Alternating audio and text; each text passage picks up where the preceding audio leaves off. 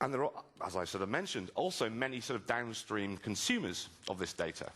So if you are the system of record for users, in our case, there are lots of other systems that are going to be wanting to get access to that data.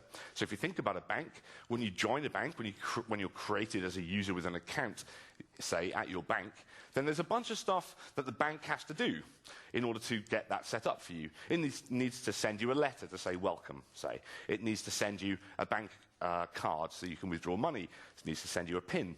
All these things are related to, or consequences of you starting or opening an account at a bank. This system is very similar. Had lots of similar things that we needed to do, send letters, etc.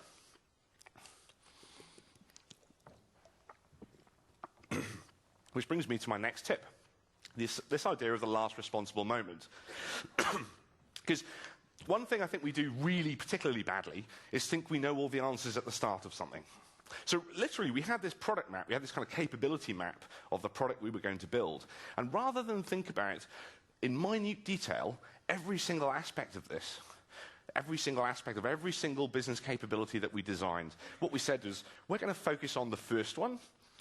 We've found out enough about the others that we think we understand where most of the risks are, but we're going to leave those until later on. We're going to leave those till the last responsible moment in order to actually finalize our designs for them.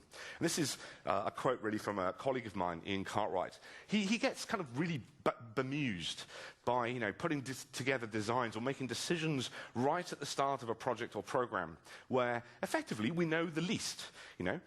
Even 5 weeks into a project or 5 weeks into a program, then we know a lot more than we did right at the start. So if you can defer decisions to the last responsible moment, it's probably a good idea. So the next thing we did,